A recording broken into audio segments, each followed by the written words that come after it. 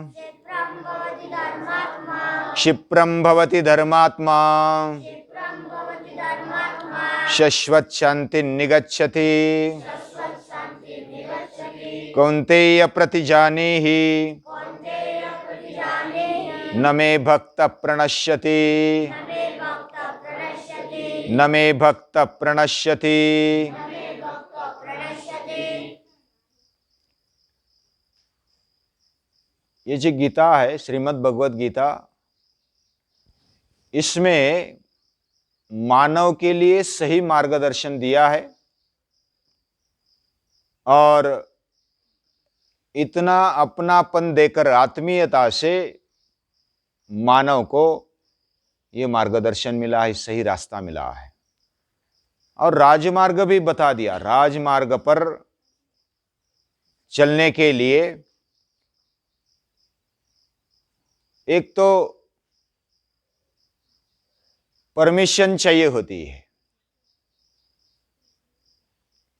वैसे आजकल सभी के लिए राजमार्ग खुला कर देते हैं क्योंकि वो सभी का है, सभी राजा है। अभी लोकशाही है तो सभी एक एक राजा है, यानी एक एक नागरिक राजा है और वो राजा जैसा ट्रीटमेंट उसको मिले। ये अगर होता है तो लोकशाही सही तरीके से अमल में आती है, ऐसा समझना चाहिए।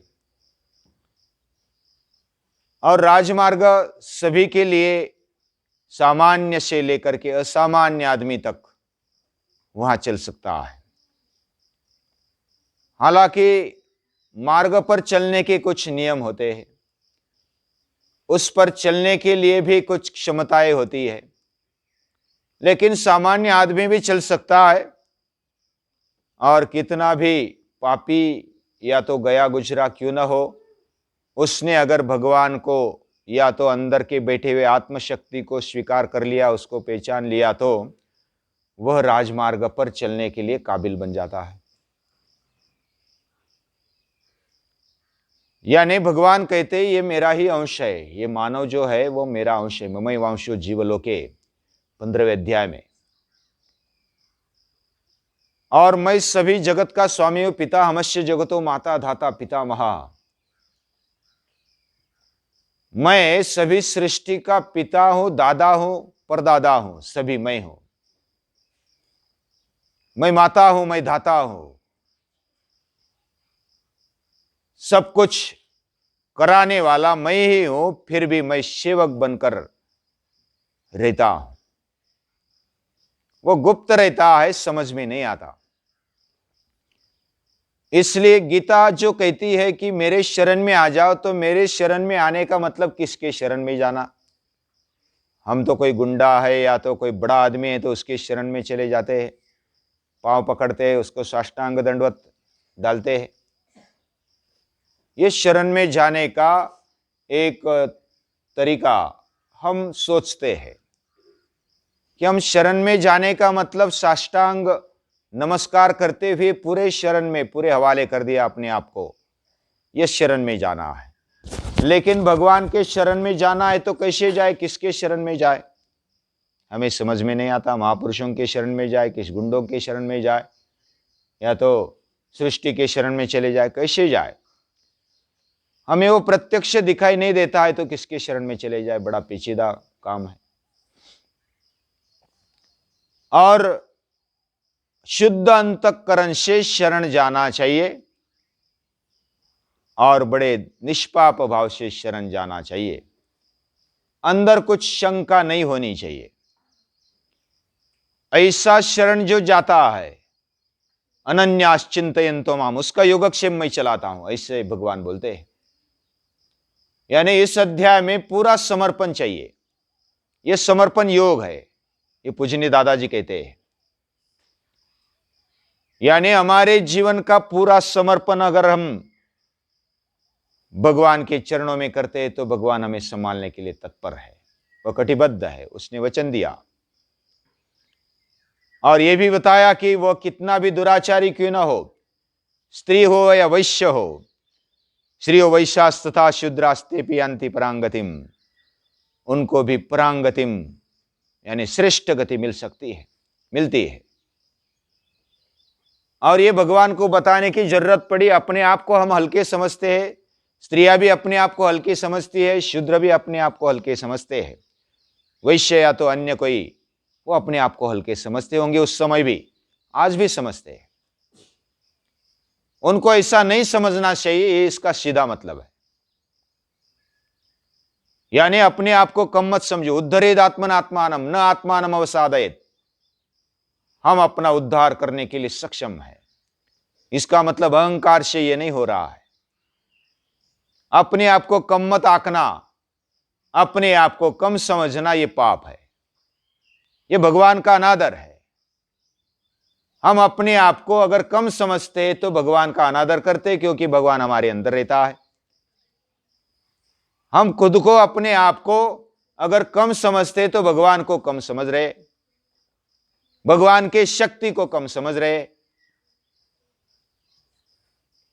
तो ये बहुत गलत बात है। यानी अपने आप को कम समझेंगे तो उसमें कोई बाधा नहीं, लेकिन भगवान को भी कम समझते हैं, क्योंकि भगवान हमारे अंदर रहता है। हम अपने आप को कम समझते हैं तो भगवान को कम समझते हैं। न आत्मानम अवसादयेत, अपने आप को कम मत समझो। अगर ऐसा जो समझता है वो अपना ही शत्रु है। जो अपने आप को आत्म तत्व से युक्त मानता है, आत्मशक्ति से युक्त मानता है, तो वो अपना ही मित्र है, बंधु है। ये बहुत बड़ी बात है। और ऐसा पूरा शरण में अगर हम चले जाते हैं, क्षिप्रम भवति धर्मात्मा शाश्वत शांति निगच्छति, वह पूर्णतः समर्पण स्वीकार कर लेता है तो उसको शांति मिल जाती है। और सभी को शांति तो चाहिए, सुख चाहिए। और पहले कुछ श्लोकों में बताया कि ये जो विद्या है, राज विद्या राजगुह्यम पवित्रम इदम उत्तमम, ये जो राज विद्या है ये गूढ़ है, ये पवित्र है, ये उत्तम है। और सुसुखम कर्तुम अव्ययम, ये सुख देने वाली है, परम सुख देने वाली है, ये अव्यय है, यह प्रत्यक्ष अनुभव करने के लिए योग्य है। ऐसी ये विद्या है। इसलिए हमारे मन में आता है, समझो कि हम क्या इसके लायक है, भगवान हमें स्वीकार करेगा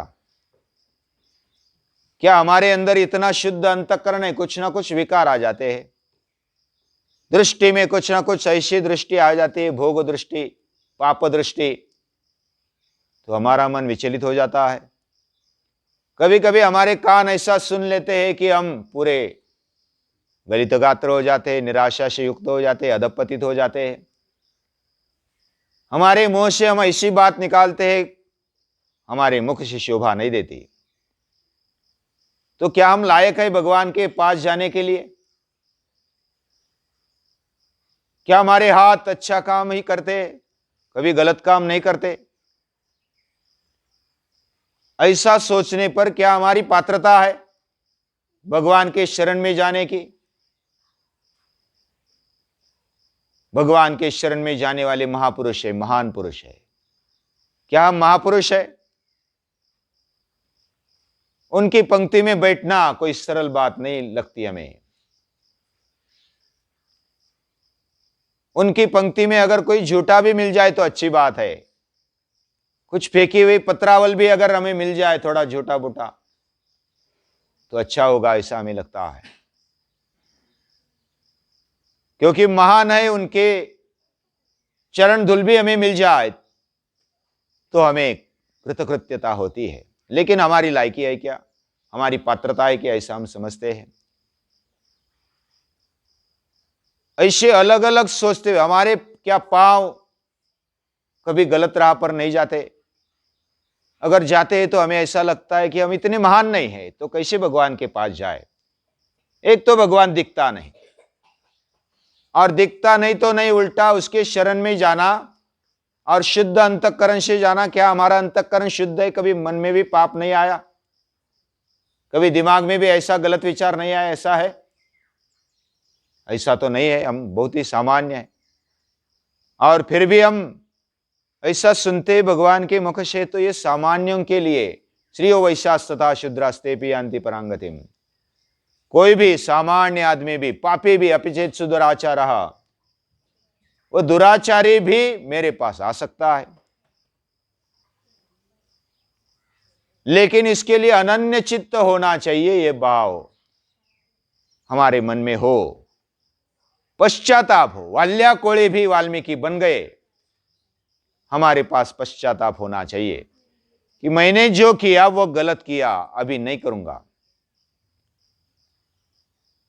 और इतना पश्चाताप से हमारे आंख से आंसू आ जाए कि भगवान मेरे से गलती हो गई, मुझे चाहे सजा दे देना, लेकिन आपके चरणों में स्थान देना, मुझे आप अपना कहना,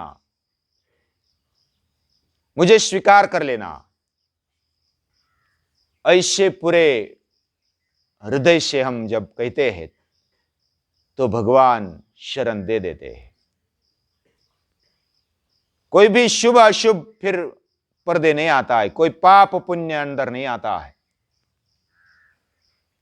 थोड़े से मेहनत करने की आवश्यकता है, थोड़ा सा एक पांव चलने की आवश्यकता है, तो मां जैसे अपने बेटे को उठा लेती है, वैसे गोद में उठाने वाले भगवान है। बेटा जब चलने लगता है 10वें 11वें महीने में, तो मां को बड़ा अच्छा लगता है कि मेरा बेटा चलने लगा, एक एक पांव ढालने लगा। वो गिरने के साथ वो उसको पकड़ती है, गिरने नहीं देती। अरे गिरना नहीं चाहिए, लेकिन जब तक चलता नहीं तब तक बोलती अरे चल उठ, खड़ा हो जा, चल मेरे पास आ जा। और वो प्रयास करता है, उठता है, और फिर गिरने को होता है तो मां तुरंत पकड़ लेती है। वैसा हम एक पांव डालते हैं तो मां हमें पकड़ लेती है। ये विश्वास भगवान हमें देता है। क्षिप्रम भवति धर्मात्मा अपि चेत सुदुराचारः न मे भक्त प्रणश्यति, मेरा भक्त कभी नष्ट नहीं होता है। ये पश्चाताप दग्ध आंसुओं से अगर हम भगवान की शरण में चले जाए और पूरा समर्पण कर दे तो भगवान हमें स्वीकारता है। ये बहुत बड़ी बात है। इसलिए भगवान कहते हैं मन मना भव, मुझ में मन डाल दे, मेरे जैसा ही मन तू कर ले। मद भक्तो भव, मेरा भक्त हो जा। मद्याजी भव, मेरा यजन कर ले, मेरा पूजन कर ले।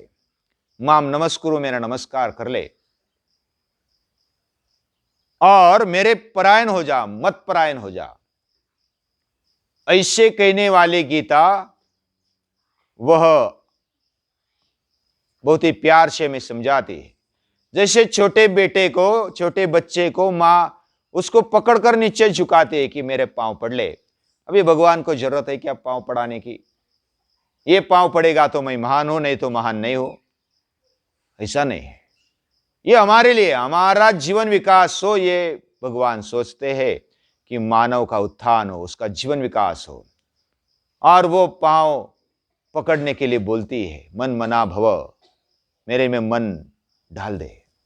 मद्याजी भव, मद भक्तो भव, मेरा भक्त बन जा। माम नमस्कुरु, मुझे नमस्कार कर ले। नमस्कार करने के लिए बोलने वाली मां खुद का बड़प्पन बढ़ाने के लिए नहीं बोलती। मेरा बेटा नम्र हो, मेरा बेटा महान हो, ऊंचा हो। जो झुकता है वो महान बनता है। जो जमीन पर कुछ दौड़ने के लिए, कुछ करने के लिए तैयार रहता है वो महान बनता है। जो गलती से जो भी गलती हो जाए उसके लिए पश्चाताप करता है और आगे बढ़ने के लिए तैयार रहता है, वहां उसको उठाते हैं। इतना भी पापी दुराचारी हल्का क्यों ना हो, उसको उठाने के लिए गीता माता तैयार है। ऐसी गीता माता बहुत ही श्रेष्ठ है, वो महान है, और फिर भी सामान्य बनकर के हमें उठाने के लिए तैयार है। और इसलिए हम चलने का जो प्रामाणिक प्रयास है वो करने के लिए खड़े तो हो जाए। हम जब चलने के लिए तैयार एक कदम उठा ले तो बाकी तो वो गोद में उठा लेगी। इतनी वो बड़ी ताकत वाली है, हिम्मत वाली है, प्यारी है, आत्मीय है। इसलिए गीता माता को समझो। ये समझने के लिए गीता माता एक बताती है कि तू मेरा है। तू जो भी सोचता है वह सोच, तू जो भी संकल्पना मन में लेता है वह संकल्पनाएं, जो दृष्टि अपने जीवन में रखता है, वह दृष्टि, ये पूरी भाव भावनाएं मुझको समर्पित कर दे। जो भी तू जैसा भी है, पूरे समर्पण के साथ अगर एक कदम उठाने के लिए तैयार है तो मैं स्वीकारने के लिए तैयार हूं। लेकिन कदम उठाने की आवश्यकता है, ये बात है। दिल से, अंतःकरण से मुझे बस भगवान को मिलना है। ये बात अगर हमारे मन में आती है तो बहुत बड़ी बात है। श्रीमद् भगवद गीता माता को बारंबार नमस्कार है।